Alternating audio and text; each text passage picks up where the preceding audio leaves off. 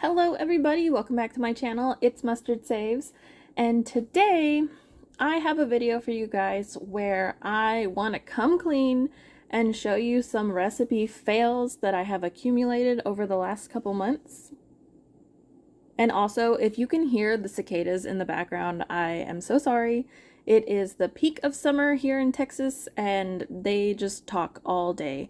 I have been waiting all afternoon to try and see if there will be like a pause in the cicada traffic, but they've just been going on all afternoon. But anyway, moving back on to today's video, for context, most of the food that rolls through my kitchen comes from my local food pantry, and by extension, I'm often working with ingredients I've either never seen before or I've never used before, and I have to come up with like new combinations that I'll end up putting them into, which on its own is never an inherently bad thing. I love tinkering in the kitchen, so for me, that's no problem. It just doesn't always make for the best YouTube content for one reason or another, and I do kind of put up with a really awkward setup in my tiny kitchen to get everything in frame, so I just couldn't seem to let go of the footage. So now that I've hoarded enough of them, I thought we'd go through them together and see how we can learn from my mistakes. Starting with this chunk of ham bone, I was really inspired by my many trips to Louisiana to make a play on red beans and rice, but with only one can of red beans in my cabinet, I opted to use this bag of lentils instead. I went with some classic Creole style seasonings like basil, thyme, bay leaf, and Tony's, and everything was looking good. I didn't add any salt because there's plenty between the ham and the Tony seasoning, and I put the pot to the side to get going on its own for about an hour. And when I came back to it, then I added in the holy trinity of onion, bell pepper, and celery. I didn't have enough bell pepper on hand, so I supplemented with a can of diced chilies, and really, the only reason I waited to add them was because I didn't want them to turn to complete mush. That's totally a personal preference, and they could have been added right at the beginning. As well as green lentils tend to hold their shape a lot better than red lentils, so I just kept this cooking until the ham was easy to scrape off the bone. And again, so far everything looks fine, right? Well, everything was fine until I learned that lentils can oxidize and turn a dark greenish gray color. And to you guys, this might seem like a small oversight and not really worth the effort of calling it a fail, but as a small channel on YouTube, I really didn't feel confident in sharing this footage. But then I just came to terms with the fact that this is what home cooking looks like. It's not always picture perfect, and at the end of the day, we're all just looking for something tasty, easy, and cheap to fill our bellies. On the bright side, this was absolutely delicious. I've made lentils a few times before, and I've never really seemed to have been a fan of them, but this was an amazing meal, and I've already made it again since cooking it the first time. So this is definitely something I'm going to continue making as long as there are lentils in my house. And I'm sure adding some kind of acid like lemon juice would have helped with the coloring. But seriously, this was so good as is. I don't really think it would be worth changing the recipe just to have the color be more appetizing. Project number 2 involved 1¼ pounds of garlic, with which I attempted to make confit garlic.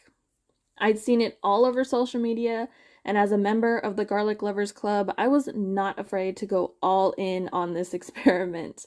And there are 365 different life hack tips on how to peel garlic, and my usual go-to method is to smash it with the flat part of your knife. But to keep the cloves whole, I opted to try to blanch and shock them to get the peels to basically shrink and come off easier. In my experience, this was not the way to go. It made maybe a fifth of them easier to peel, but the others were now just wet and slippery, and my hands tend to prune really quickly. My nails softened and got bendy, and overall, it was just a nuisance to work with them like this. And once that nightmare was over, I went with the humble canola oil for my neutral oil of choice because that's what I had. After about 2.5 hours in the oven at 200 degrees Fahrenheit, my kitchen smelled Lovely, and the garlic looked just like the pictures, but it had developed these strange patches of crunchy, caramelized islands that were floating along the top.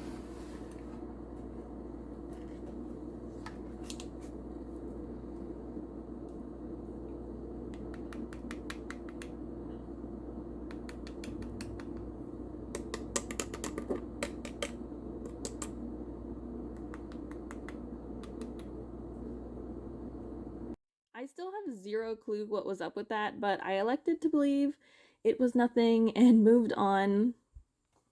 We did try the classic taste test of smashing a clove onto a piece of toast, and I'd have to say it was pretty underwhelming. We felt that the garlic flavor was very, very subtle, kind of bitter, and it tasted like it needed salt. My personal theories on these findings are number one, I probably burned it. Number two, using a low quality oil probably masked the flavor of the garlic. I wouldn't say go out and buy an expensive bottle to do this with, but maybe something at least $3 above the generic brand. And number three, I probably put too much oil in it. The whole point of this was to focus on the garlic itself, but the resulting garlic oil tasted much better than the actual cloves. So I probably just made like garlic infused oil rather than condensed garlic clove flavor, if you get what I'm saying. This stuff is actually still sitting in my fridge, and we've mostly been using the cloves to make dips and dressings, and we'll actually see the oil in use in our next project. From this turnout, I can't really say that I'd be looking forward to ever doing it again, but it was something easy, cheap, and fun to do for an afternoon, especially if you had company to help with the peeling. Project 3 follows shortly after the garlic incident, and I am again making a mockery of the Creole cuisine. To any of my viewers, I deeply apologize, but I am making an honest effort to correct myself with practice. Starting with the garlic oil, I immediately regretted this container decision. I not only poured way too much of it, but the oil just kind of drips down the side and makes a mess. So in future uses, I use my spoon to like spoon it out of the container. Again, at first, I thought everything was going okay, but I'd failed to take into account the amount of oil that the sausages would let off when they cooked. So now I was basically deep frying my pieces of sausage. Once they were fried to my liking, I put them off to the side and spooned out some of the oil, and I just used it for cooking something else later because now I had garlic and sausage infused oil. You can see that I had a lot of junk stuck to the bottom of my pan, but I just kept trucking along and tossed in my vegetables. And as they cooked down and let off some water, I just used my spoon to gently scrape it up and just pretended like everything was fine. And once I had made myself some nice moldy looking vegetables, it was time to toss everything into the pot. I put my sausage back in and then added some rice, water, basil, chicken bouillon, Tony's seasoning, some bay leaves, and the wrong ingredient of the day, turmeric. Now, as far as I know, turmeric isn't used in any Creole or Cajun cooking. I could be wrong. I don't really know that much about those cultures of cooking, but I've just never seen it. I just happen to add it because I have so much of it and I'm trying to use it up. And turmeric supposedly helps lower blood pressure as part of a healthy diet, so I figured it would be a good addition to this. Which any hope for blood pressure control for this dish was immediately dashed because I had added way too much bouillon powder, so not only was it very salty, but my rice ended up cooking so horrifically uneven that you could literally see the different colors of rice.